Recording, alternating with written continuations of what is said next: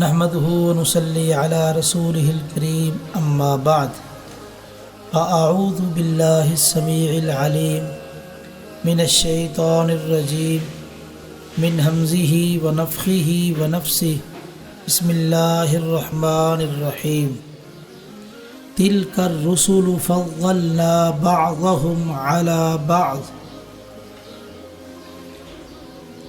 آج تیسرے پارے کی تفسیر پیش خدمت ہے۔ اس پارے کے آغاز میں اللہ تعالیٰ نے رسولوں کا ذکر کیا ہے کہ ہم نے بعض رسولوں کو بعض پر فضیلت دی ہے۔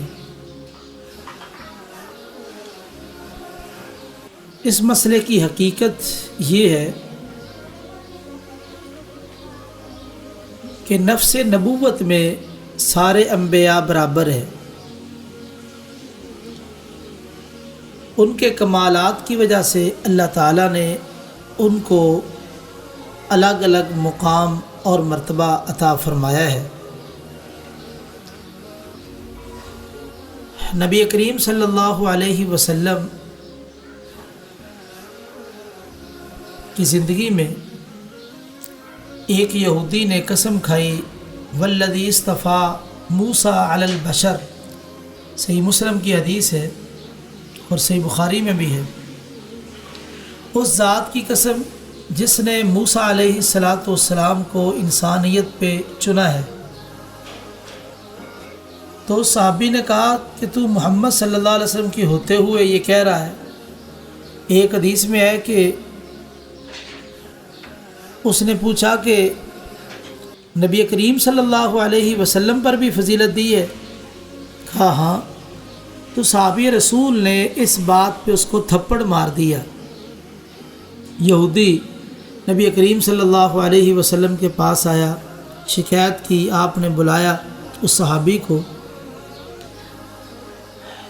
آپ نے پوچھا، جب معاملہ کھل کے سامنے آ گیا اس وقت آپ نے فرمایا، لا تخیرونی بین الانبیاء، انبیاء کے درمیان مجھے فضیلت نہ دو، یا لا تفضلونی، یہ لفظ بھی حدیث میں ثابت ہے۔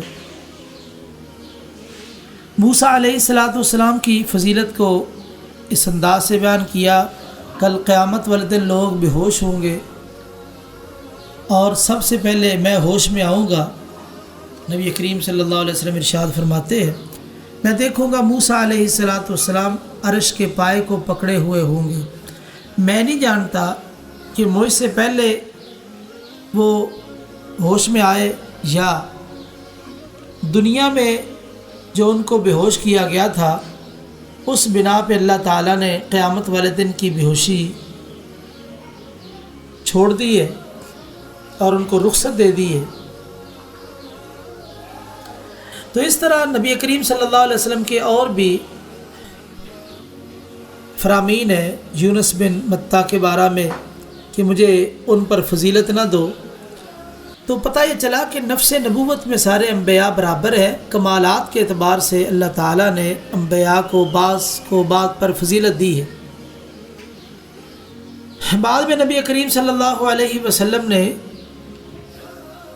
یہ بھی ارشاد فرمایا، انا سید الانبیاء، میں تمام انبیاء کا سردار ہوں گا۔ انا سید ولد آدم یوم القیامت ولا فخر، میں تمام اولاد آدم کا سردار ہوں گا۔ آدم علیہ السلام سے لے کے قیامت تک کے جتنے لوگ ہیں سارے میرے جھنڈے تلے ہوں گے۔ تو اس سے پتہ چلا کہ اللہ تعالیٰ آپ کو بڑا مقام اور مرتبہ عطا کرنے والے ہیں۔ تو نبی کریم صلی اللہ علیہ وسلم کے جو کمالات ہیں وہ بلا شبہ تمام انبیاء سے زیادہ ہے۔ اس کے ضمن میں ایک مسئلہ یہ بھی ذہن میں رہنا چاہیے کہ کسی نبی کی ایسی فضیلت بیان کرنا جس سے دوسرے نبی کی توہین لازم آئے، یہ بھی درست نہیں ہے۔ تمام انبیاء اللہ تعالیٰ کے برگزیدہ بندے ہیں، ہاں فضیلت ان کے کمالات کی وجہ سے بعض کو بعض پر فضیلت حاصل ہے۔ اور ایک بات یہاں یہ بھی کی گئی، وَأَيَّدْنَاهُ بِرُوحِ الْقُدُسِ، ہم نے عیسیٰ علیہ السلام کی جبریل امین کے ساتھ مدد کی ہے۔ عیسائیوں اور یہودیوں میں سے جن کا دعویٰ ہے کہ عیسیٰ علیہ السلام سولی پہ لٹکائے گئے، قرآن مجید کے اس عہد سے ان کا رد ہو رہا ہے۔ عیسیٰ علیہ السلام سولی پہ نہیں لٹکائے گئے، کیوں؟ اللہ تعالیٰ نے جبریل امین علیہ السلام کو ان کا مددگار بنایا، معاون بنایا، فرمایا وَأَيَّدْنَاهُ بِرُوحِ الْقُدُسِ۔ تو جس انسان کا معاون فرشتہ ہو تو اس کو وہ کیسے سولی پہ لٹکا سکتے ہیں؟ باقی دلائل بھی ہمارے سامنے ہیں کہ اللہ تعالیٰ نے ان کو آسمانوں پہ اٹھا لیا۔ اگلا مسئلہ یہ ہے، اللہ تعالیٰ فرماتے ہیں اے ایمان والو انفقوا مما رزقناکم، جو ہم نے تمہیں عطا کیا ہے اس میں سے خرچ کرو، اس دن سے پہلے جس دن نہ کوئی تجارت ہوگی اور نہ ہی کوئی دوستی کام آئے گی۔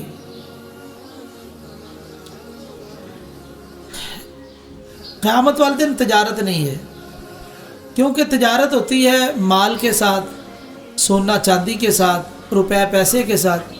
وہاں تو سب ننگے ہوں گے، لباس نہیں ہوگا پہننے کے لیے، تو تجارت کے لیے مال کیسا؟ وہاں نیکی اور گناہ کا معاملہ ہے، وہاں درم و دینار کا معاملہ نہیں ہے، کوئی تجارت نہیں ہے، اور نہ ہی کوئی دوستی کام آئے گی۔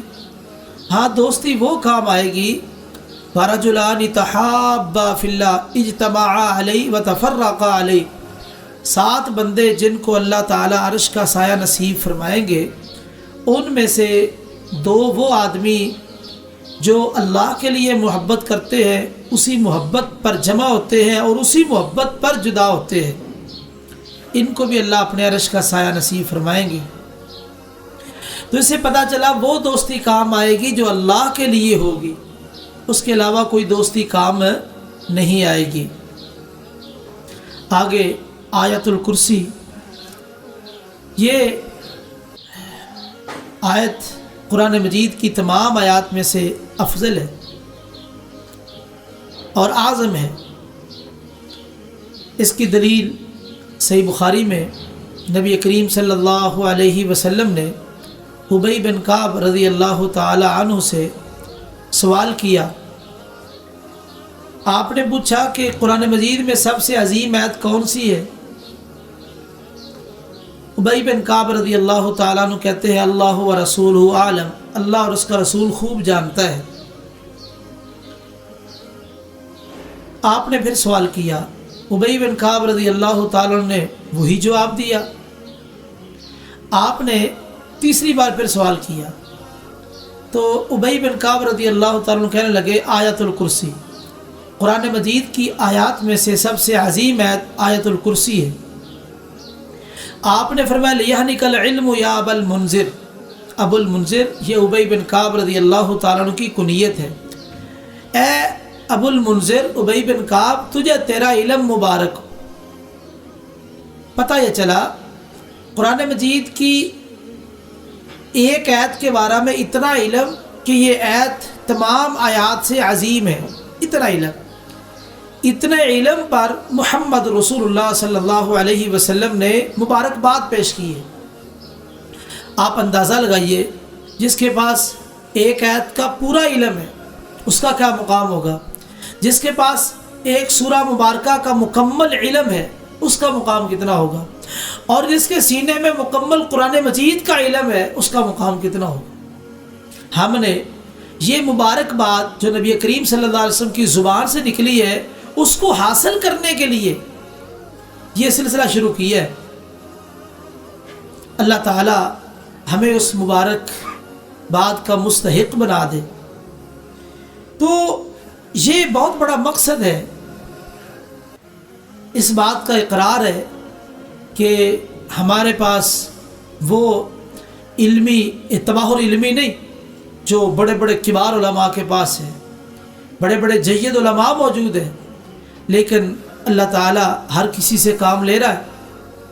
یہ کام اور یہ سلسلہ شروع کرنے کا سب سے بڑا مقصد کہ نبی کریم صلی اللہ علیہ وسلم کی زبان سے جو مبارکباد نکلی ہے علوم قرآن کے حوالے سے کہ انہوں نے قرآن مجید کی ایک آیت کے بارے میں اتنا علم رکھا ہوا ہے، تو آپ نے مبارکباد دی ہے، تو اس مبارکباد میں سے ہمیں بھی کچھ حصہ مل جائے۔ اس آیت کی فضیلت نبی کریم صلی اللہ علیہ وسلم نے ارشاد فرمایا، ابو امامہ باہلی رضی اللہ تعالیٰ عنہ بیان کرتے ہیں، صحیح مسلم کی حدیث ہے، فرمایا جو آدمی ہر فرض نماز کے بعد آیت الکرسی پڑھ لے، اللہ لا الہ الا هو الحی القیوم، اس بندے کے درمیان اور جنت کے درمیان صرف موت حائل ہے، موت رکاوٹ ہے۔ آپ دیکھیے اس آیا مبارکہ کی کتنی زیادہ فضیلت ہے۔ آئیے اس کا معنی مفہوم جانتے ہیں کہ اس کے اندر اللہ تعالیٰ نے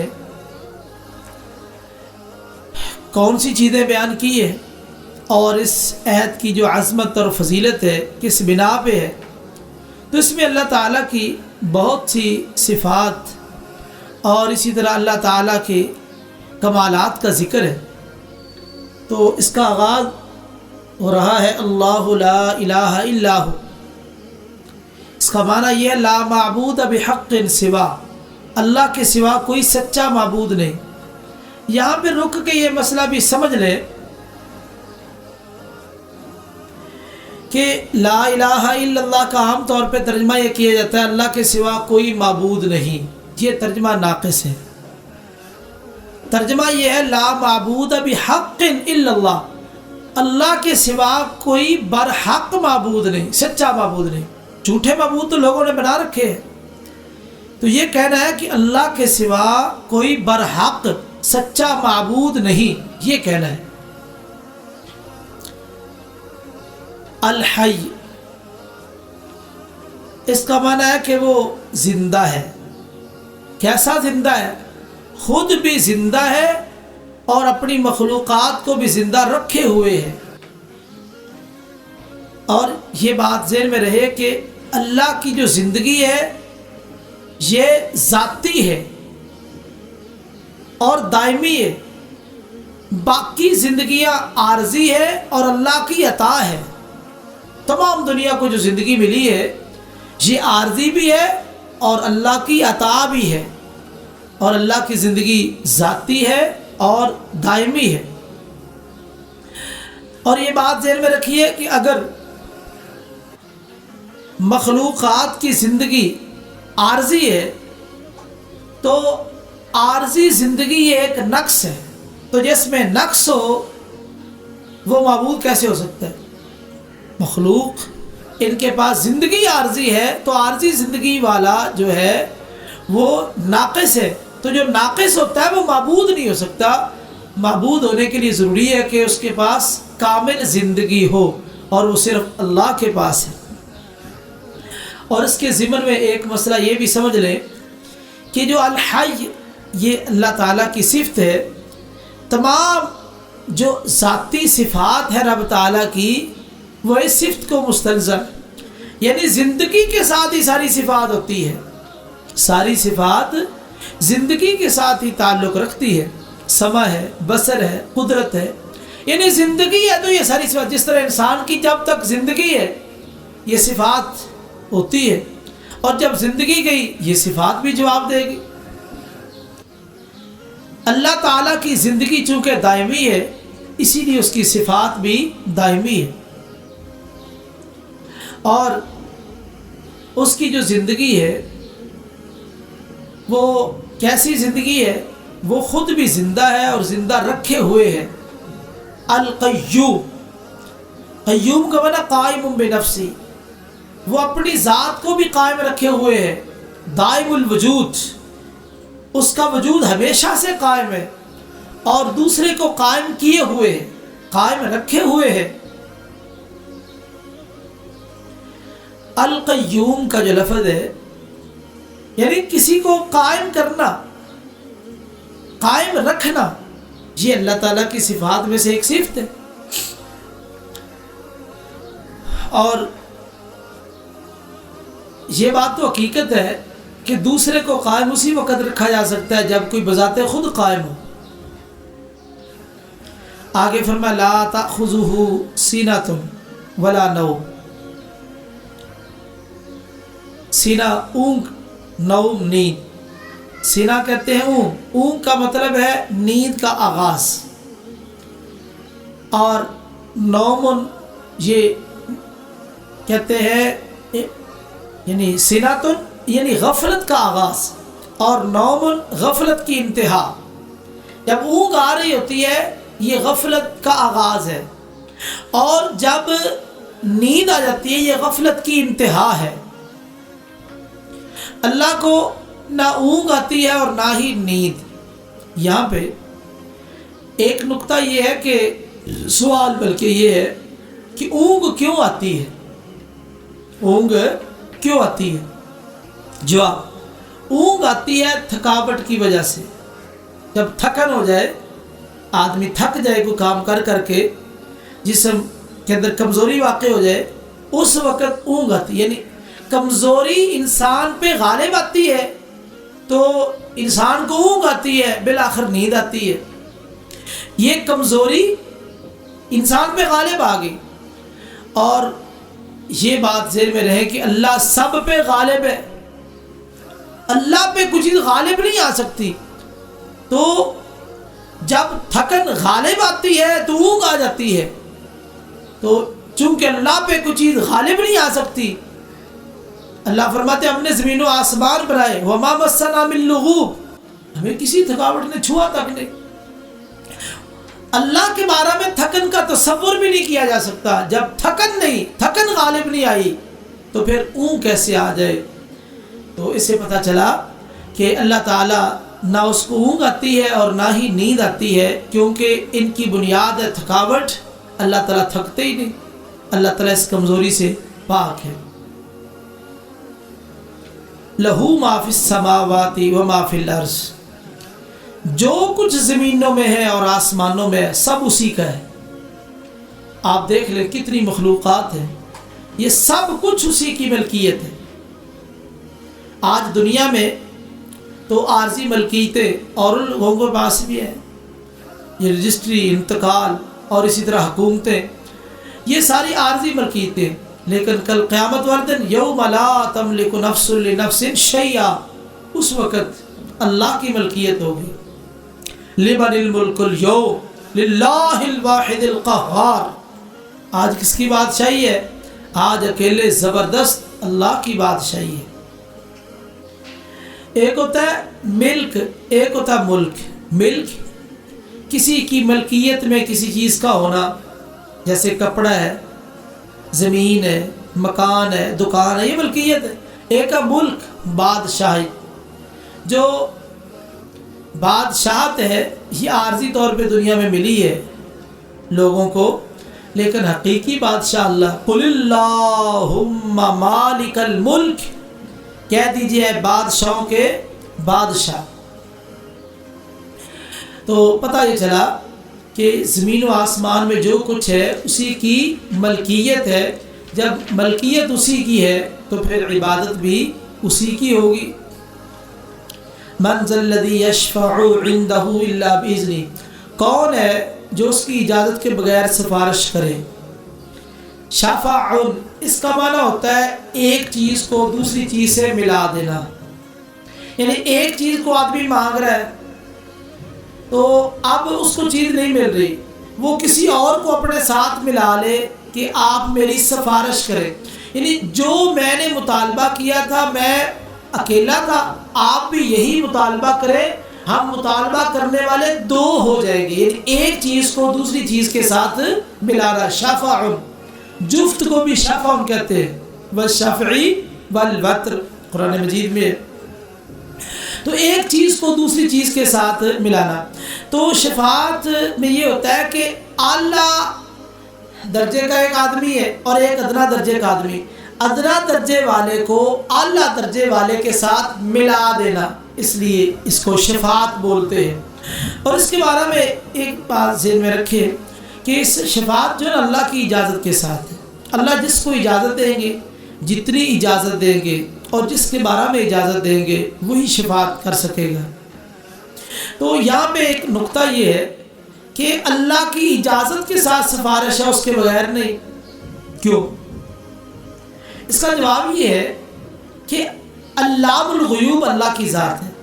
ہم کسی انسان کے ایک حالت سے واقف ہے، دو حالتوں سے واقف ہے، 1 سال سے واقف ہے، 2 سال سے، 40 سال سے۔ تو اللہ وہ علام الغیوب ہے، وہ آغاز سے لے کے انتہا تک تمام حالتوں سے واقف ہے۔ اس کا آغاز کیسے ہوا، زندگی میں اس نے کون کون سے جملے بولے اور کون کون سے کلمے کہے اور عمل کیے اور اختتام کس بات پہ ہوا، یعنی اللہ آغاز سے لے کے انتہا تک ہر چیز سے واقف ہے۔ تو جب وہ ہر چیز سے واقف ہے تو اس کو پتہ ہے یہ شفاعت کے قابل ہے یا نہیں، یہ اس نعمت کے قابل ہے یا نہیں، اس لیے اللہ کی اجازت کے بغیر سفارش نہیں ہے۔ یعلم ما بین ایدیہم وما خلفہم، جو ان کے آگے اور جو ان کے پیچھے اللہ جانتے ہیں، یعنی اللہ ما قبل کو بھی جانتے ہیں، ما بعد کو بھی جانتے ہیں، یہ اللہ کی صفت ہے۔ تو انسان دوسرے انسان کو ایک حد تک جان سکتا ہے، ایک حد تک خود مشاہدہ کر لیا، جان لیا، یا اسی طرح کسی کتاب میں اس کے حالات پڑھ لیے تو جان لیا، لیکن پوری طرح الف سے لے کے یا تک اس کی پوری زندگی کا ایک ایک مرحلہ اگر کوئی جاننے والا ہے تو وہ اللہ کی ذات۔ وَلَا يُحِيطُونَ بِشَيْءٍ مِّنْ عِلْمِهِ إِلَّا بِمَا شَاءَ۔ اب اللہ کے علم کا وہ احاطہ نہیں کر سکتا، اللہ کے علم کتنا وسیع ہے، اس کا احاطہ نہیں، اس کو گھیرا نہیں جا سکتا۔ وہ خالق ہے، یہ مخلوق ہے، اب مخلوق خالق کے علم کو کیسے گھیر سکتی ہے؟ اللہ کا علم کتنا وسیع ہے۔ تو اس لیے مخلوق عاجز ہے، خالق قادر ہے، تو عاجز اور قادر کا کوئی مقابلہ نہیں۔ تو اس لیے آگے یہ بات ذکر کی گئی، اللہ کے علم کا احاطہ تو بہت دور کی بات ہے۔ وسیع کرسیہ السماوات والارض، اس کی جو کرسی ہے، جناب عبداللہ بن عباس رضی اللہ تعالی عنہما کی تفسیر کے مطابق موضع القدمین، اللہ کے قدم رکھنے کی یہ جگہ ہے، کرسی نے زمین و آسمان کو گھیرا ہوا ہے۔ کرسی کتنی بڑی ہے، حدیث میں آتا ہے، نبی کریم صلی اللہ علیہ وسلم نے فرمایا کہ چٹیل میدان میں آپ ایک انگوٹھی یا ایک کڑا پھینک دے تو آپ چٹیل میدان کے سامنے اس کی کیا حیثیت ہے، ایک انگوٹھی یا ایک کڑے کی، اس طرح زمین و آسمان کرسی کے سامنے حیثیت رکھتے ہیں۔ کس قدر اللہ تعالیٰ نے اپنی سلطنت کو وسیع رکھا ہے، وہی جانتا اپنی قدرتوں کو، ہم کیا کہہ سکتے ہیں؟ ہم تو اتنا علم جانتے ہیں جتنا ہمیں دے دیا گیا، بس اس سے زیادہ ہمیں کیا پتا اللہ تعالیٰ کی طاقتوں کا، اللہ تعالیٰ کی وسعتوں کا ہمیں کیا علم؟ بس یا کرسی السماوات والارض، یہ تو کرسی کی بات ہوئی ہے، عرش کتنا بڑا ہے، اللہ اکبر، یہ تو اللہ ہی جانتے ہیں کتنا بڑا اللہ کا عرش، اللہ ہی جانتے ہیں اس کی وسعت کو اور اس کے حجم کو اور اس کی بڑائی کو، اللہ جانتے ہیں۔ عرش اتنا بڑا، کرسی اتنی بڑی، تو اللہ کی ذات اتنی بڑی عظیم۔ وَلَا يَئُودُهُ حِفْظُهُمَا، زمین و آسمان ان کی حفاظت اس کو تھکاتی نہیں ہے۔ عود کہتے ہیں تھکن کو۔ انسان جتنا بھی طاقتور ہو، ہمت والا ہو، قوت والا ہو، انسان کام کر کر کے بالآخر تھک جاتا ہے۔ تھکاوٹ یہ کمزوری کی علامت ہے۔ اللہ کو کوئی چیز تھکاتی نہیں ہے، کوئی چیز اللہ تعالیٰ کو تھکاتی نہیں ہے، تو تھکنا کمزوری کی علامت ہے، تھکنا یہ کمزوری کی علامت ہے، اور اللہ تعالیٰ کی ذات وہ کمزوری سے بالا ہے۔ اور جو تھکاوٹ ہوتی ہے، دباؤ ہوتا ہے، انسان جھک جاتا ہے، ایک طرف مائل ہو جاتا ہے، اور اللہ تعالیٰ کے لیے جھکنا تو ہے نہیں، ساری کائنات اس کے سامنے جھکتی ہے، اس کے لیے بلندی ہے، اس کے لیے عظمت ہے۔ آیت الکرسی وہو العلی العظیم، اور وہ بہت بلند ہے، بہت بڑا ہے۔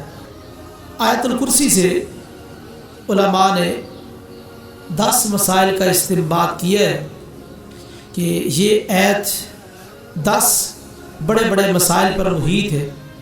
سب سے پہلے توحید عبادت،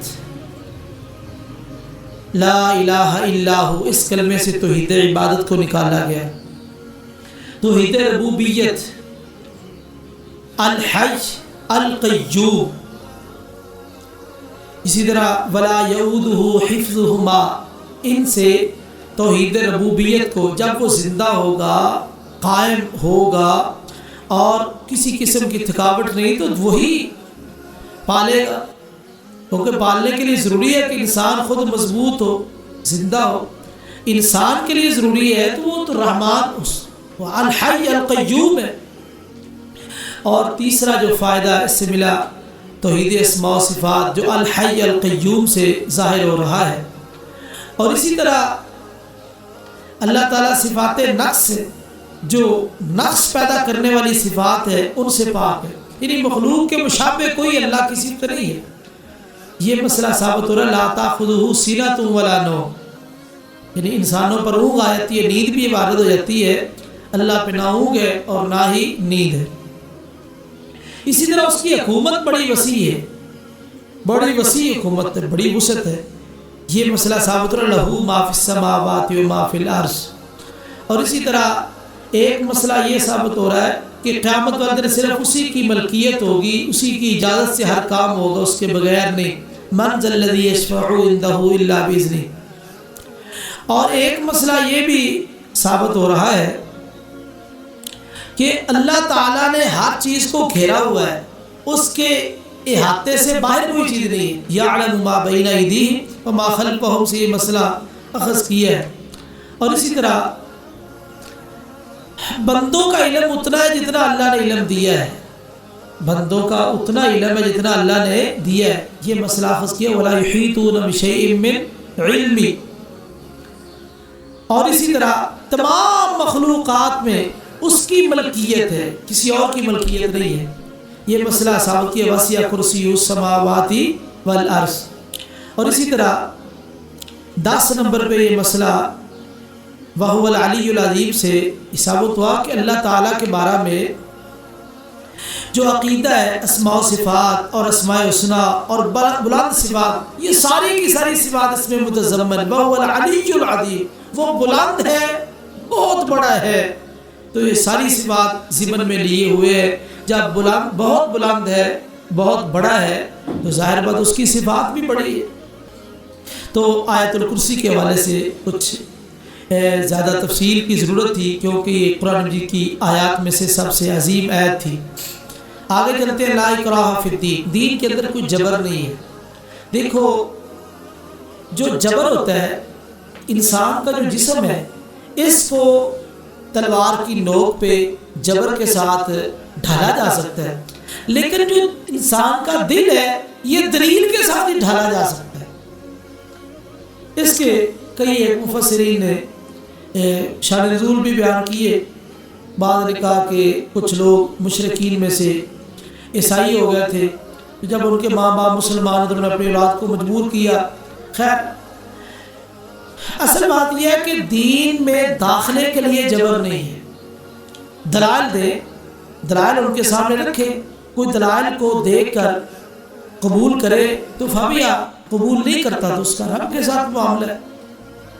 تو خیر دل کو دلیل سے بدلا جا سکتا ہے، جبر سے نہیں بدلا جا سکتا، یہی وجہ ہے کہ دین میں داخلے کے لیے کوئی جبر نہیں ہے، لیکن داخل ہونے کے بعد جو دینی احکام اور فرائض ہیں ان کو تو بجا لانا ہے۔ بعض لوگوں نے اس آیت کا غلط مطلب سمجھ رکھا ہے، وہ کہتے ہیں دین میں جبر نہیں ہے، بس اپنی مرضی کرو، یہ آیت کا مطلب نہیں ہے۔ تو معاف رکھنا، اگر ہم یہ مطلب سمجھتے ہیں تو ہم جو ہے قرآن مجید کی ایک آیت کا غلط مطلب کر کے بہت بڑے گناہ کا ارتکاب کر رہے ہیں۔ تو اس کا معنی یہ ہے کہ دین میں داخلے کے لیے کوئی جبر نہیں ہے، داخلے کے بعد جو فرائض احکام ہے وہ تو انسان پہ لاگو ہوں گے، ان کو اپنانا، اختیار کرنا یہ ضروری ہے۔ یہی وجہ ہے کہ اصحاب رسول صلی اللہ علیہ وسلم نے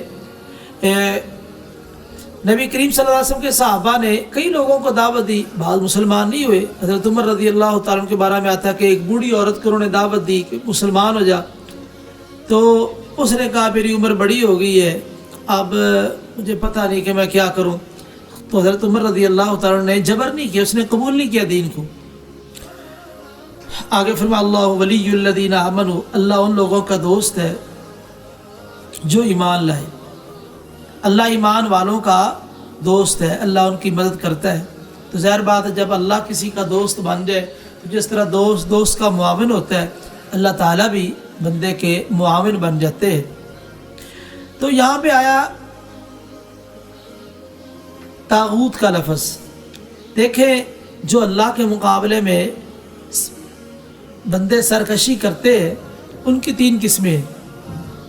ایک وہ ہے جو اللہ تعالیٰ پر ایمان لائے، اس کی فرما برداری کو تسلیم تو کرے لیکن فرما برداری کرے نہ، فرما برداری تسلیم کرتا ہے لیکن فرما برداری کرے نہ، یہ فاسق آدمی ہے۔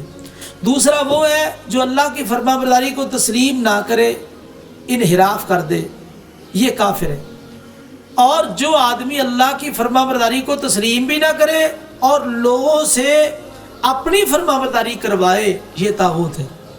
اور آگے اللہ تعالیٰ نے جناب ابراہیم علیہ السلام کا نمرود کے ساتھ جو مناظرہ اس کا ذکر کیا، الم تر الی الذی حاج ابراہیم فی ربہ ان آتاہ اللہ الملک اذ قال ابراہیم ربی الذی یحیی ویمیت قال انا احیی وامیت قال ابراہیم فإن اللہ یأتی بالشمس من المشرق فأت بها من المغرب فبہت الذی کفر واللہ لا یہدی القوم الظالمین۔ ابراہیم علیہ السلام نمرود کے پاس گئے۔ نمرود یہ سرکش تھا، اللہ نے اس کو بادشاہت دی، بادشاہ کے گمانڈ میں آ کے اس نے خدائی کا رب ہونے کا دعویٰ کر دیا۔ تو ابراہیم علیہ السلام کی جب بات ہی چلی تو ابراہیم علیہ السلام نے کہا میرا رب وہ ہے جو زندہ کرتا ہے اور مارتا ہے۔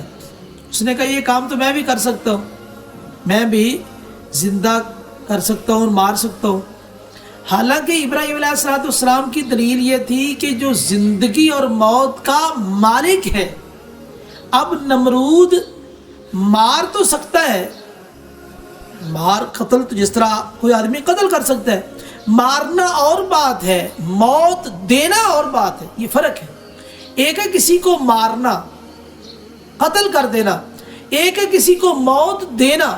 دیکھو بھی ایک آدمی دوسرے کو مار رہا ہے، قتل کر رہا ہے اور اس کے اعضاء کاٹ رہا ہے، تو یہ موت اسی وقت آئے گی جب اللہ چاہے گا۔ اللہ موت دینے والے ہیں، زندگی دینے والے ہیں۔ اس نے خیر دجل کیا تو کہا یہ کام تو میں بھی کر سکتا ہوں۔ تو ابراہیم علیہ السلام نے اس دلیل سے انحراف نہیں کیا، بلکہ اس کو مقدمہ بنا کے ایک اور بات جو اس سے بھی زیادہ واضح تھی اس کو پیش کیا۔ وہ کیا ہے؟ فَإِنَّ اللَّهَ يَأْتِي بِالشَّمْسِ مِنَ الْمَشْرِقِ فَأْتِ بِهَا مِنَ الْمَغْرِبِ، اللہ مشرق سے سورج کو لاتے ہیں، تو مغرب سے لا کے دکھا، تو مغرب سے لا کے دکھا۔ فَبُہِتَ الَّذِي كَفَرَ، تو وہ کافر جو ہے نا حیران کر دیا گیا۔ تو یہاں دیکھیے اللہ مشرق سے سورج کو لاتے ہیں، مغرب کی طرف لے کے جاتے ہیں، تو یہ اللہ کا اختیار ہے۔ دیکھو اتنا بڑا سورج، اتنا بڑا چاند، جب ان پر کسی کا کنٹرول ہے تو ایک نظام کے ساتھ چل رہے ہیں، کوئی اور ذات ہے جو ان پر مؤثر ہے، جس کا حکم ان پر چل رہا ہے کہ یہ اس کے حکم کے مطابق اپنی ڈیوٹی کو سر انجام دے رہے ہیں۔ تو اس سے پتہ چلا کہ جو ان کو چلا رہا ہے اصل مالک وہ ہے، اصل معبود وہ ہے۔ آگے اللہ تعالیٰ نے دو واقعے ذکر کیے۔ ایک واقعہ ایک آدمی کا، بعض نے کہا یہ عزیر علیہ السلام تھے، لیکن کسی صحیح حدیث میں یا قرآن کی آیت میں وضاحت اور صراحت نہیں ہے کہ یہ عزیر علیہ السلام تھے۔ تو یہ ایک بستی کے قریب سے گزرے اور بستی جو ہے وہ ختم ہو چکی تھی، ملیا میٹ ہو چکی تھی، اس کے کچھ نشانات باقی تھے۔ تو انہوں نے کہا نہ یحیی ھذہ اللہ بعد موتہا، اس بستی کو مرنے کے بعد کون زندہ کرے گا؟ اللہ نے ان کو موت دے دی۔ 100 سال تک یہ فوت رہے۔ کھانا تھا وہاں، کھانا لٹکا دیا کسی درخت کے ساتھ، گدھا تھا۔ تو جب 100 سال کے بعد اللہ نے زندہ کیا تو کہا کتنی دیر آپ ٹھہرے ہیں؟ کہا 1 دن یا دن کا کچھ حصہ۔ تو ایک تو وہ بستی آباد ہو چکی، مفسرین نے ذکر کیا۔ دوسرا اللہ تعالیٰ نے دکھایا کہ اب کھانا وہ اسی طرح محفوظ، لم یتسنہ، خراب بھی نہیں ہوا، اور وہ گدھا جو ہے وہ ہڈیاں بن چکی، بسیدہ ہو چکا، ختم ہو چکا۔ فوراً اللہ تعالیٰ نے اس گدھے کو دوبارہ حکم دیا، اب وہ ذرات اکٹھے ہوئے، ہڈیاں بن گئی، ڈھانچہ بن گیا، اور اوپر چمڑا چڑھا دیا گیا، فوراً وہ گدھا بن گیا۔ تو اللہ تعالیٰ نے کہا جس طرح مرنے کے بعد ہم اس گدھے کو زندہ کر رہے ہیں، اسی طرح جو ہے ہم اس بستی کو بھی دوبارہ آباد کرنے پر قادر ہیں۔ یہاں پہ جو ہے نا آپ دیکھیں سائنس کتنی ترقی کر گئی ہے، لیکن اللہ تعالیٰ کا جو نظام ہے کتنا مضبوط ہے۔ اب زمانہ چل رہا ہے، زمانہ جاری و ساری ہے، لیکن ایک چیز پر زمانہ اثر انداز ہو رہا ہے، دوسری چیز پر زمانہ اثر انداز نہیں ہو رہا۔ اب زمانہ گدھے پر تو اثر انداز ہوا، ہڈیاں بن، بسیدہ ہڈیاں بن گئی۔ اب وہی زمانہ چل رہا ہے لیکن کھانے پہ اثر انداز نہیں ہوا۔ یہاں آ کے سائنس لاجواب ہے۔ یہ سائنسدان یہ بیچارے جو ہے نا لیبارٹری کے اندر جو چیز طے ہو جائے بس یہ لکیر کے فقیر ہے، لکیر کے فقیر ہے۔ تو جو اللہ تعالیٰ نے چیزیں بیان کی ہے، دیکھیے زمانہ گزر رہا ہے، ایک چیز پہ اثر ہو رہا ہے دوسری پہ اثر نہیں ہو رہا۔ تو اس سے پتہ چلا کہ زمانے کے اندر بھی اصل یہ ہے کہ اللہ کا حکم، اللہ کا حکم، اس کے لیے یہ حکم ہے کہ تو اپنے حالت پہ قائم رہے، اس کے لیے یہ حکم ہے کہ تو فنا ہو جائے۔ تو اس لیے پتہ یہ چلا کہ جو اللہ زمانے کو چلا رہا ہے اور ایک چیز پہ اثر ہو رہا ہے دوسری چیز پہ اثر نہیں ہو رہا، تو اس کا لازمی معنی یہ ہے کہ کوئی اور ذات ہے چلانے والی، کوئی اور ذات ہے چلانے والی۔ تو اسی سے یہ مسئلہ حل ہو گیا عذاب قبر کا۔ کئی لوگ اس کے بارے میں اعتراضات کرتے ہیں، کہتے ہیں دیکھو بھی فرعون کی باڈی پڑی ہے، اس کو عذاب کیسے ہو رہا ہے؟ کوئی عذاب نہیں ہے، ہمیں تو نظر نہیں آتا، اور دیکھو بھی زمانہ گزر رہا ہے، کیسے عذاب؟ یہ تو اللہ کی قدرت پر شک ہے۔ تو اس لیے اللہ تعالیٰ ہر چیز پہ قادر ہے۔ جناب ابراہیم علیہ السلام کا واقعہ ذکر کیا، اللہ تو کیسے مردوں کو زندہ کرتا ہے؟ پیچھے دلیل تو دے دی، میرا رب زندہ بھی کرتا اور مارتا بھی ہے۔ تو بعد میں سوچا کہ مشاہدہ بھی کرنا چاہیے، یہ انسان کی فطرت ہے۔ انسان جو ہے مشاہدے کا خواہش مند ہوتا ہے کہ مشاہدہ کرو۔ یقین تو تھا، ایمان تو تھا، قال اولم تؤمن قال بلا، کیوں نہیں؟ تو یہ بلا کہہ کے ابراہیم علیہ السلام نے بلاغت کی حد کراس کی کہ بلا کیوں نہیں؟ بلاغت قرآن مجید نے تو جس طرح باقی علوم اور فنون میں اضافہ کیا ہے اور نئے نئے اصول پیش کیے ہیں، تو یہ اسی طرح علم بلاغت کے اندر بھی قرآن مجید میں ایک خاصا اضافہ کیا، بلا کیوں نہیں؟ تو کہا ایسے کرو 4 پرندے لے لو، تو مفسرین نے لکھا کہ ان کو مانوس کر لو، گوشت بنا ٹکڑے کر لو، پھر جو ہے نا مختلف جگہوں پہ رکھ کے ان کو آواز دو، وہ دوڑتے ہوئے آئیں گے۔ تو خیر یہ طریقہ تو ابراہیم علیہ السلام کو مشاہدہ کروا دیا اللہ تعالیٰ نے۔ تو یہ سورہ بقرہ میں 5 واقعے ذکر کیے کہ اللہ نے مردوں کو زندہ کیا ہے۔ آگے مثل الذین ينفقون اموالهم فی سبیل اللہ کمثل حبہ، ان لوگوں کی مثال۔ یہاں پہ ایک بات یہ ابراہیم علیہ السلام کے واقعے کے حوالے سے رہ گئی کہ ابراہیم علیہ السلام نے کہا کہ اللہ آری نہیں، مجھے دکھا، میں دیکھنا چاہتا ہوں۔ علم کے 3 درجے ہوتے ہیں، ایک علم الیقین، یقینی علم، جس طرح کہ بتا دیا گیا کہ جنت ہے، یہ علم یقینی، اور کل قیامت والے دن قرآن میں آتا ہے وَأُزْلِفَتِ الْجَنَّةُ لِلْمُتَّقِينَ غَيْرَ بَعِيدٍ، متقین کے قریب کر دی جائے گی. تو یہ عین الیقین کہ آنکھوں سے مومن دیکھ لیں گے، یہ عین الیقین ہو گیا. اور جب مومن جنت میں چلے جائیں گے تو یہ حق الیقین ہے. یعنی یقین کے 3 درجے ہیں، علم الیقین، عین الیقین اور حق الیقین. مثال کے طور پہ آپ نے دیکھا یہاں سے دھواں اٹھ رہا ہے، یہ علم الیقین ہے.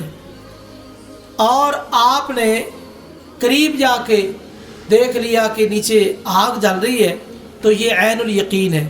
اور اگر آپ نے ہاتھ لگا کے دیکھ لیا کہ یہ آگ تو بڑی گرم ہے، یہ حق الیقین ہے. تو اس طرح منطق کے اندر عام طور پہ یہ مثالیں وغیرہ دی جاتی ہے. تو یہ علم کے 3 درجات ہیں. آگے مثل الذین ينفقون اموالهم فی سبیل اللہ، اللہ کے راستے میں خرچ کرنے والوں کی مثال بیان کی گئی. جس طرح ایک دانے سے 100 دانہ حاصل ہو جاتا ہے. ينفق اموالهم فی سبیل اللہ کمثل حبۃ انبتت 7 سنابل فی کل سنبلۃ 100 حبہ، یعنی 7 وہ بالیاں نکلی، ہر بالی کے اندر 100 دانہ ہے، ایک دانے کی وجہ سے 700 دانہ. یہ جو قرآن مجید نے فلسفہ پیش کیا ہے، اگر اس کا حساب لگایا جائے تو 1 ایکڑ کے اندر 525 من گندم ہونی چاہیے، جو قرآنی اصول قرآن نے پیش کیا ہے. یعنی 19,595 کلو گندم 1 ایکڑ کے اندر ہونی چاہیے قرآنی اصول اور قرآنی قاعدے کے مطابق. آج دنیا نے کتنی ترقی کر لی. پاکستان میں زیادہ سے زیادہ جہاں تک میرا علم ہے 60 من 70 من تک گندم جاتی ہے 1 ایکڑ سے. اور انڈیا کے اندر تقریباً 100 من 1 ایکڑ سے گندم نکل آتی ہے. اور چائنا نے بہت ترقی کی ہے، چائنا نے 300 من گندم 1 ایکڑ سے وہاں سے حاصل ہو جاتی ہے. لیکن ابھی تک بھی یہ علم پیچھے ہے. یعنی قرآن نے جو اصول بیان کیا اس کے مطابق 525 من 1 ایکڑ سے گندم حاصل ہونی چاہیے. دیکھیے قرآن مجید کی کتنی گہرائی ہے، کتنی گہری باتیں قرآن مجید میں بتائی گئی ہے. تو جو آدمی اللہ کے راہ میں خرچ کرتا ہے تو جو اللہ 1 دانے کے بدلے میں 700 دانہ دینے پر قادر ہے، وہ 1 روپے کے بدلے میں 700 روپے کا اجر و ثواب نہیں دے گا، ضرور دے گا. لیکن اس میں کچھ شرائط ہیں. جس طرح کاشتکاری کے وقت دانہ صحیح ہو، زمین اچھی ہو. دانہ صحیح ہے، زمین اچھی نہیں ہے تو نتیجہ صحیح نہیں ملے گا. دانہ بھی اچھا ہو، زمین بھی اچھی ہو، اور جو کسان ہے وہ فن کاشتکاری کا ماہر ہو. یہ 3 چیزیں بنیادی ہیں. تو یہ جب 3 چیزیں ہوں گی تو آپ کو خاطر خواہ نتیجہ بھی ملے گا. اسی طرح آپ اللہ کے راہ میں خرچ کر رہے ہیں تو نیت صحیح ہو، اور جو مال آپ خرچ کر رہے ہیں وہ مال بھی صحیح ہو، حلال ہو. اور آگے جس جگہ پہ خرچ کر رہے ہیں وہ مصرف بھی صحیح ہو، نیت بھی صحیح ہو، مال بھی صحیح ہو اور مصرف بھی صحیح ہو. آگے قرآن مجید نے ایک بہت ہی عمدہ بات کی ہے کہ یا ایھا الذین آمنوا لا تبطلوا صدقاتکم بالمن والاذی. اصل یہ نہیں کہ صدقہ کرو، اصل یہ ہے کہ جو صدقہ کیا اس کو باقی رکھو. یہ ذہن میں رکھے، صدقہ کرو، صدقہ تو بے شمار لوگ کر رہے ہیں، اصل یہ ہے کہ صدقہ کر کے اس کو باقی رکھو. بس اوقات صدقہ باطل ہو جاتا ہے، صدقہ کرنے والے کو فائدہ نہیں ملتا. وہ کب؟ قرآن مجید نے وہ چیزیں ذکر کی ہے. اگر صدقہ کرنے والا ریاکار ہو، صدقے کا کوئی اجر نہیں، ریاکاری نہیں. صدقے میں کیا ہو؟ ابتغاء مرضات اللہ، اللہ تعالیٰ کی رضا مندی ہے. اور اسی طرح اگر صدقہ کرنے والا غیر مومن ہے تو اس کو بھی اجر و ثواب نہیں ملے گا. اور اسی طرح صدقہ کرنے والا صدقہ کرنے کے بعد احسان جتلائے، احسان جتلانے کے ساتھ بھی صدقہ باطل ہو جائے گا۔ اور اسی طرح جس کو آپ نے صدقہ دیا اس کو آپ اذیت اور تکلیف پہنچائیں، اس سے بھی صدقہ باطل ہو جائے گا۔ تو یہ 4 چیزیں ہیں جن سے صدقہ باطل ہو جائے گا: ریاکاری، اور اسی طرح ایمان کا نہ ہونا، اور اسی طرح احسان جتلانا، اور چوتھی چیز تکلیف دینا۔ تو اس لیے تو صدقہ کرنا یہ بھی ایک عمل ہے، اور صدقے کو باقی رکھنا یہ اس سے زیادہ ضروری ہے۔ ہمارے کتنے لوگ ایسے ہیں جو صدقہ خیرات بہت زیادہ کرتے ہیں، لیکن اس کو باقی رکھنے کے لیے ان کے پاس کوئی پلان نہیں ہے، کوئی پروگرام نہیں ہے۔ دیکھو آدمی کی ایک فطرت ہے، آدمی چاہتا ہے کہ میری تعریف ہو، میری تعریف ہو۔ تو صدقہ بھی ایک آدمی کر رہا ہے تو اس کا دل تو چاہتا ہے کہ میری تعریف ہو، تو اس کا رد اس کلمے کے ساتھ کیا، ابتغاء مرضات اللہ۔ صدقہ جب بھی کرنا ہے اللہ کی رضا حاصل کرنے کے لیے کرنا ہے۔ یعنی یہ جو تعریف کا ذوق رکھنے والا شخص ہے تو اس کو یہ کلمہ کہہ کے سمجھایا کہ صدقہ اللہ کی رضا کے لیے، تعریف کے لیے نہیں، شہرت کے لیے، ریاکاری کے لیے نہیں۔ اور اسی طرح تردد، بس اوقات انسان تردد کا شکار ہوتا ہے، صدقہ کروں کہ نہ کروں، کرنے کے بعد بھی پریشان ہوتا ہے، تو اس کا رد کیا گیا تثبیتا من انفسہم۔ صدقہ کرنا ہے پورے اطمینان قلب کے ساتھ، اطمینان قلب کے ساتھ صدقہ کرنا ہے۔ آگے اللہ تعالیٰ نے فرمایا اَیَوَدُّ أَحَدُکُمْ أَن تَکُونَ لَهُ جَنَّةٌ مِّن نَخِیلٍ وَأَعْنَابٍ۔ تو میں سے کوئی پسند کرتا ہے کوئی آدمی باغ لگائے کھجوروں کا، انگوروں کا۔ آپ کے علم میں ہوگا کہ کھجوروں کا جو باغ ہے سالہ سال لگ جاتے ہیں۔ باغ لگائے تو اب وہ باغ پھل دینے کے قابل ہو چکا ہے، آدمی بوڑھا ہو چکا ہے، بچے ابھی تک چھوٹے ہیں۔ ہوا یہ فَأَصَابَهُ إِعْصَارٌ، کو آگ بگولا آیا، اس نے آ کے باغ کو برباد کر دیا، یہ ملیا میٹ ہو گیا، خاک سے مل گیا۔ اب آدمی بوڑھا ہو چکا ہے، دوبارہ باغ لگانے کے قابل نہیں ہے، اور اسی طرح اولاد چھوٹی ہے، وہ اتنی محنت نہیں کر سکتی۔ اب ایسے آدمی کے لیے سوائے حسرت اور افسوس کے کچھ نہیں ہوگا۔ تو یہ مثال بیان کر کے مسئلہ سمجھایا گیا کہ دنیا میں جو تم عمل کر رہے ہو، عمل بھی کرو اور ان اعمال کو باقی رکھنے کے بارے میں بھی غور و فکر کرو، بار بار اس کے بارے میں سوچو کہ یہ عمل باقی کیسے رہے گا، یہ میرے لیے نفع مند کیسے ہوگا۔ عمل بھی ضروری ہے اور اس کو باقی رکھنا بھی ضروری ہے۔ ایسا نہ ہو کل قیامت کا دن ہو، اس وقت آپ کی سارے عمل ہوا منصورہ بنا دیے جائیں، اور اس وقت سوائے افسوس کے کچھ نہیں ہوگا۔ اب دوبارہ زندگی نہیں ہے کہ آپ نیک عمل کر لیں، اور کوئی نیکی دینے کے لیے تیار نہیں ہے۔ اللہ ہمارے اعمال کو باقی رکھے اور ہماری نجات کا ذریعہ بھی بنائے۔ آگے سود یمحق اللہ الربا ویربی الصدقات، اللہ سود کو مٹاتے ہیں، صدقات کو بڑھاتے ہیں۔ تجارت اور سود کے حوالے سے مشرکین کا یہ اعتراض تھا، یہ ایک ہی طرح کے، تجارت سے بھی نفع آتا ہے، سود سے بھی نفع آتا ہے۔ اللہ تعالیٰ نے اس کا رد کیا۔ دیکھیں جو سود ہے، سود کہتے ہیں کل قرض جر منفعۃ فہو ربا، ہر وہ قرض جو نفع کھینچے وہ سود ہے، وہ سود۔ اور تجارت میں یہ ہوتا ہے، تجارت میں ہوتا ہے رسک، کہ آدمی نفع نقصان دونوں چیزیں سامنے رکھتا ہے۔ سود کے اندر یہ ہے کہ نفع ہی نفع ہے، نقصان والی بات نہیں، اصل جو رقم ہے وہ تو محفوظ ہے اور اس پر اضافی اس کو سود مل رہا ہے۔ تو اس لیے سود کے حوالے سے دو باتیں، ایک وہ آدمی جو سود کو حلال سمجھتا ہے وہ تو کافر ہے، اور جو سود کو گناہ سمجھتا ہے وہ گناہ گار ہے۔ سود کے بارے میں اصول یہ ہے کہ جس وقت آپ کو علم ہو چکا آپ اسی وقت سود کو چھوڑ دیں، سودی معاملات کو ختم کر دیں جب آپ کو علم ہو چکا۔ تو سودی معاملات اگر آپ نہیں چھوڑیں گے تو قرآن مجید نے پھر جو نہ کئی ایک سزائیں بھی سنائی ہے اس حوالے سے، فَأَذَنُوا بِحَرْبٍ مِّنَ اللَّهِ وَرَسُولِهِ، اللہ اور اس کے رسول کے ساتھ جنگ کے لیے تیار ہو جاؤ۔ تو اس لیے یعنی سودی معاملات جو ہے ان کا خاتمہ کرنا ہے۔ اور اس میں ایک بڑا پیارا نقطہ ہے کہ جو صدقہ ہے، صدقہ یہ ہے مسہل۔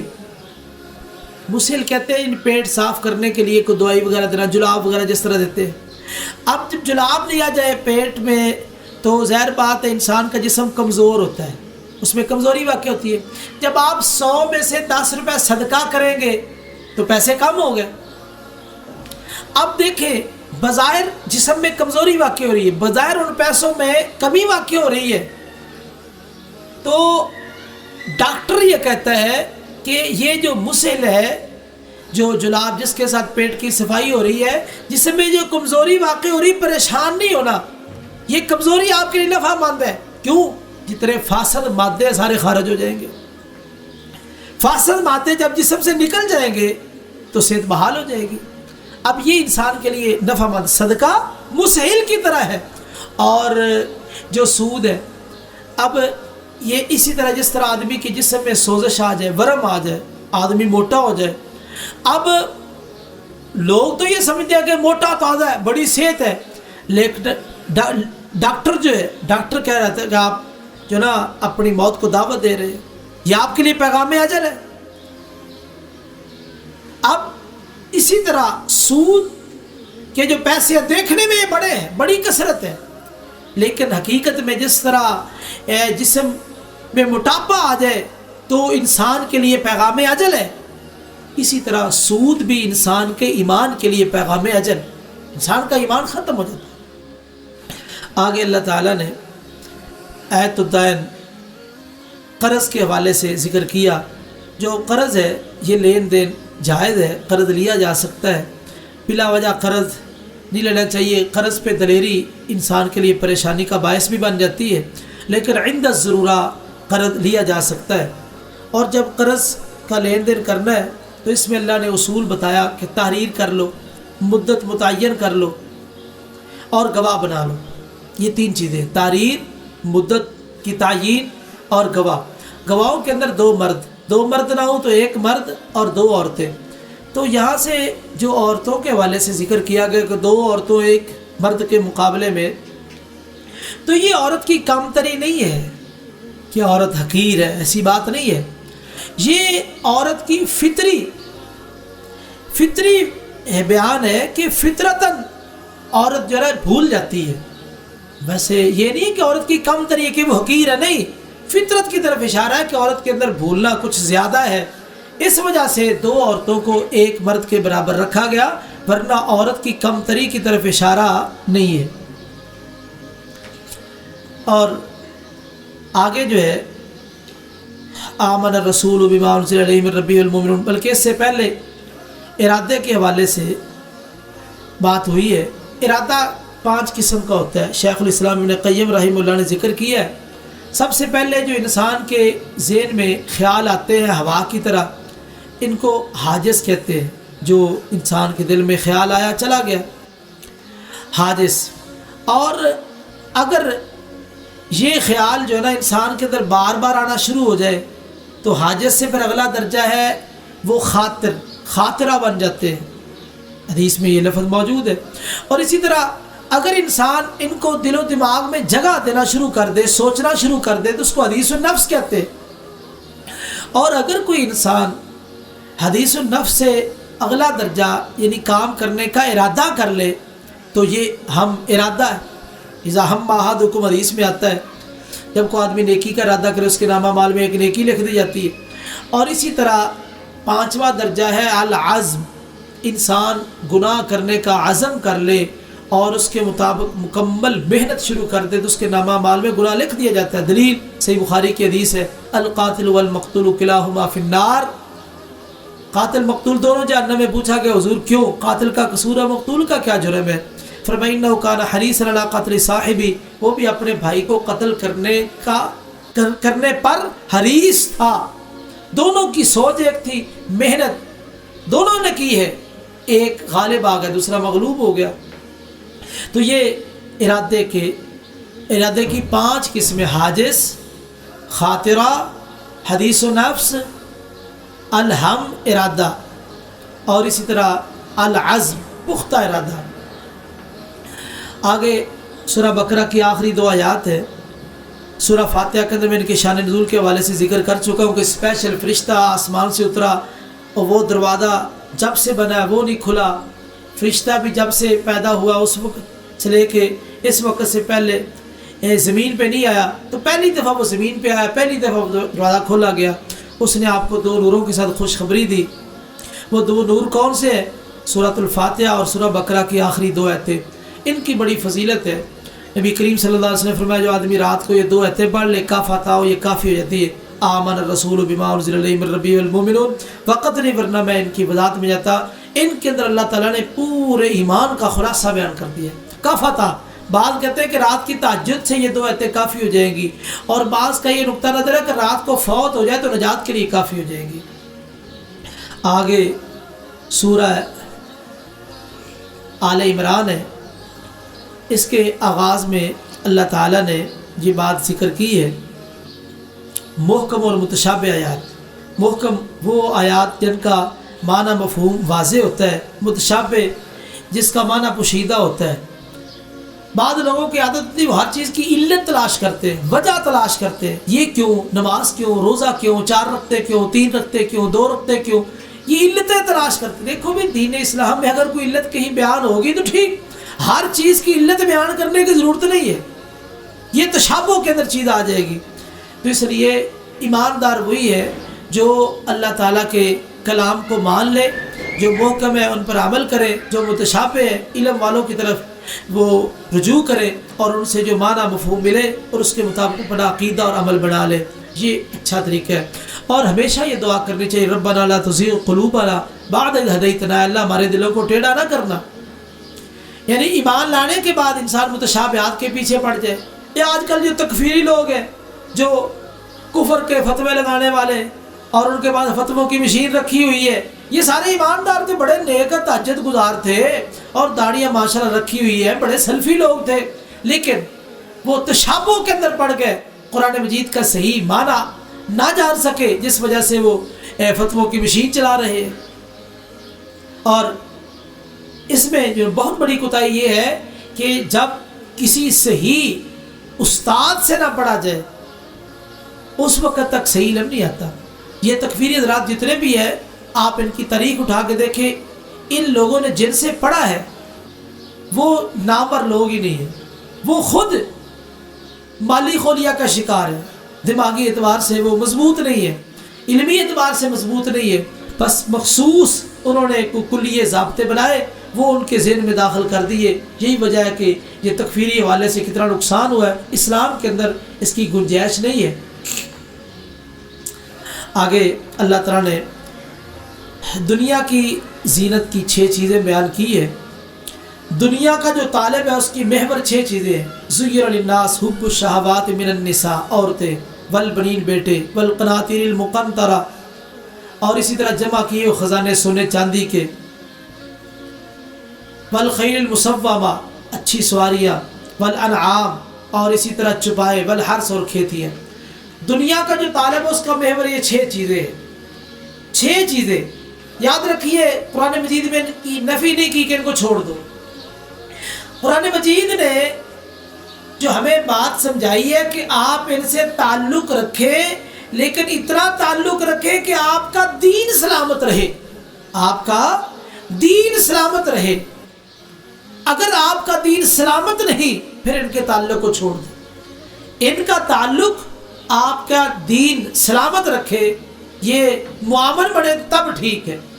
और ये बात अगर ये मुआमन भी बन जाए तो ये मौत तक ही ये चीज़ें हैं, मरने के बाद ख़त्म। अल्लाह फरमाते हैं ये तो मौत तक है, मैं तुम्हें वो चीज़ ना बताऊं जो मौत से पहले भी और मरने के बाद भी तुम्हें फ़ायदा दे, वो है तक़वा। तक़वा इख्तियार कर लो। जब तुम तक़वा इख्तियार कर लोगे तो तक़वे का फ़ायदा ये होगा कि तुम्हें ज़िंदगी में भी और मरने के बाद भी तुम्हें फ़ायदा मिलेगा। और मुत्तक़ीन के लिए अल्लाह ताला ने बड़े इनामात तैयार कर रखे हैं। आगे अल्लाह ताला ने फरमाया, शहीद अल्लाहु अन्नहु ला इलाहा इल्ला हु वल मलाइकतु व उलुल इल्मि क़ाइमन बिल क़िस्त। अल्लाह ने अपनी तौहीद पर اپنی گواہی، فرشتوں کی اور اہل علم کی۔ یہاں پر ایک مفسر کا تبصرہ ہے کہ اس میں دلیل ہے کہ علماء کا مقام بہت بڑا ہے، کیونکہ اللہ نے اپنی فرشتوں کی گواہی کے ساتھ علماء کی گواہی کو ملایا ہے، اس لیے علماء کا احترام ضروری ہے۔ علماء سے علم بھی حاصل کرو، ان کا احترام بھی کرو، ادب بھی کرو۔ آگے اللہ تعالیٰ نے سیدہ مریم علیہ السلام کا ذکر کیا، یا مریم انا لکی ھذا، جب زکریا علیہ السلام نے پوچھا بند کمرہ ہے، یہ بے موسم پھل کہاں سے آ گئے؟ قالت هو من عند اللہ، اللہ کی طرف سے۔ اس سے ایک مفسر کا تبصرہ یہ ہے کہ اپنی بچیوں پہ انسان کو کڑی نگرانی رکھنی چاہیے، بچوں پر بھی رکھنی چاہیے اور بچیوں پر بھی رکھنی چاہیے۔ اولاد کی تربیت بہت ضروری ہے۔ جو لوگ اولاد کی تربیت نہیں کرتے، یہی اولاد ان کے لیے وبال جان بن جاتی ہے، اس لیے اپنی اولاد کی تربیت ضرور کریں۔ زکریا علیہ السلام کا ذکر انشاءاللہ سورہ مریم کے اندر ہوگا، اور اسی طرح جناب عیسیٰ علیہ السلام کے حوالے سے اصل میں نجران کے علاقے سے عیسائیوں کا ایک وفد آیا، 60 آدمیوں پر مشتمل تھا، 80 یا 82 آیات ان کے بارے میں جو ان کے اشکالات تھے عیسیٰ علیہ السلام کے بارے میں ان کو یہاں بیان کیا گیا، اور یہ 6 پارے کے اندر بیان کیا گیا، وہاں ہم انشاءاللہ تفصیل کے ساتھ اس کا ذکر کریں گے، اللہ تعالیٰ میں توفیق نصیب فرمائے۔ تو آگے جو ہے عیسیٰ علیہ السلام کے بارے میں ایک بہت بڑا شبہ کہ وہ بغیر باپ کے پیدا ہوئے، تو اس وجہ سے وہ معبود سمجھتے تھے۔ تو دیکھو بھی جو تخلیق اس کے 4 طریقے ہیں، ماں باپ کے بغیر پیدا کرنا جس طرح آدم علیہ السلام ہے، ماں کے بغیر بی بی حوا ہے، اور اسی طرح باپ کے بغیر جناب عیسیٰ علیہ السلام ہے، اور اسی طرح ماں باپ دونوں کے ساتھ جس طرح ہم تخلیق ہے۔ یہ 4 طریقے دنیا کے اندر رائج ہے، یہ 4 طریقے جو ایک تام تخلیق کا طریقہ وہ رائج ہے، اور باقی جو نا جو ثابت شدہ ہے یہ 4 طریقے تخلیق کے موجود ہیں۔ آگے اللہ تعالیٰ نے یہ بات ذکر کی ہے کہ اہل حق اور اہل باطل کی پہچان کیا ہے۔ اہل حق وہ ہے جو اللہ کی طرف بلائے، ما کان لبشر ان یؤتیہ اللہ الکتاب والحکم والنبوۃ ثم یقول للناس کونوا عبادا لی من دون اللہ۔ یعنی اہل حق اور اہل باطل کی پہچان یہ ہے کہ اہل حق اللہ کی طرف بلاتے ہیں اور اہل باطل غیر اللہ کی طرف بلاتے ہیں۔ یہ بہت بڑی پہچان ذکر کر دی گئی، اور آگے فرمایا اللہ کے ہاں اصل میں دین اسلام ہے، دین اسلام جو کتاب و سنت میں موجود ہے، یہ اسلام۔ جو اس دین اسلام کو چھوڑ کے کوئی اور دین لائے گا قیامت والے دن اسے قبول نہیں کیا جائے گا۔ تو دین اسلام کی اہمیت کا یہ اندازہ ہوا کہ دین اسلام کی اہمیت اتنی، اللہ کے ہاں یہ دین معتبر ہے، اس لیے اسی کو ہی قبول کرنا چاہیے۔ آخر میں ایمان کی اہمیت کا ذکر کیا گیا، جو دنیا میں کفر کی حالت میں مر گئے، کل قیامت والے دن یہ سونا زمین بھر کے سونا لے آئے، اور وہ جہنم سے نجات چاہے تو نجات نہیں ملے گی۔ تو ایمان اتنا قیمتی ہے، زمین بھرنے کے برابر سونا ہو وہ بھی ایمان کے مقابلے میں ہیچ ہے، اس کا کوئی مقابلہ، کوئی حیثیت ہے ہی نہیں۔ یعنی ایمان اتنا قیمتی ہے جو اللہ تعالیٰ نے ہمیں نعمت عطا فرمائی ہے۔ اللہ تعالیٰ ہمیں اس ایمان پہ قائم رکھے اور ہمیں اسی ایمان پر ہی موت دے۔ اقول قولی ھذا واستغفر اللہ لی ولکم ولسائر المسلمین والمسلمات۔